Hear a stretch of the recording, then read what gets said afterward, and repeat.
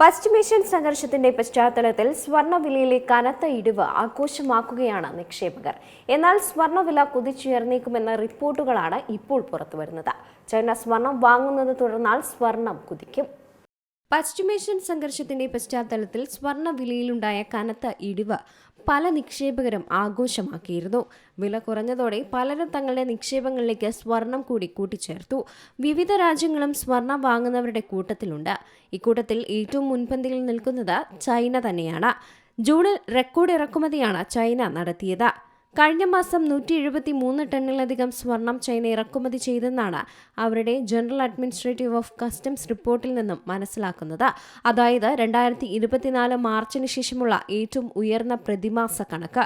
തുടർച്ചയായ 3-ാം മാസമാണ് ഇത്തരത്തിൽ ഉയർന്ന അളവിൽ അവർ സ്വർണം വാങ്ങിക്കൂട്ടുന്നത്. ഇതോടെ 2026 ആദ്യ പകുതിയിൽ ചൈന ഇറക്കുമതി ചെയ്ത സ്വർണത്തിന്റെ അളവ് 820 ടണ്ണായി മാറി. കഴിഞ്ഞ വർഷം ഇതേ കാലയളവിൽ വാങ്ങിയതിനേക്കാൾ ഇരട്ടിയാണിത്. ഒരു വർഷത്തിന്റെ ആദ്യ പകുതിയിൽ വാങ്ങുന്ന ചരിത്രത്തിലെ രണ്ടാമത്തെ ഏറ്റവും ഉയർന്ന കണക്കുകൂടിയാണിത്. ലോകത്ത് ഏറ്റവും കൂടുതൽ സ്വർണ്ണ ഉപഭോഗമുള്ള രാജ്യമാണ് ചൈന. വില കുത്തനെ കുറഞ്ഞതോടെ സ്വർണത്തോടുള്ള അവരുടെ താൽപര്യം ഉയർന്നുവെന്നാണ് കണക്കുകൾ വ്യക്തമാക്കുന്നത്. സ്ഥാപന നിക്ഷേപകരും സാധാരണക്കാരുമെല്ലാം വലിയ അളവിൽ ഇതോടെ സ്വർണം വാങ്ങിവെച്ചു. ഭൗതിക സ്വർണം മാത്രമായിരുന്നില്ല ഇക്കാലയളവിൽ ചൈന വാങ്ങിക്കൂട്ടിയതെന്നതാണ് ശ്രദ്ധേയം.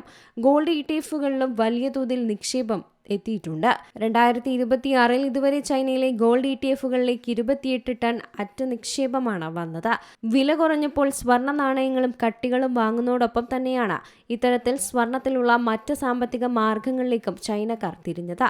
സുരക്ഷിത നിക്ഷേപം എന്ന നിലയ്ക്ക് സ്വർണത്തിനുള്ള മുൻഗണന കൂടിയാണ് ഇത് വ്യക്തമാക്കുന്നത്. ഇന്ത്യയെപ്പോലെ തന്നെ ലോകത്ത് സ്വർണ്ണ ഉപഭോഗം വളരെ അധികമുള്ള രാജ്യമാണ് ചൈന.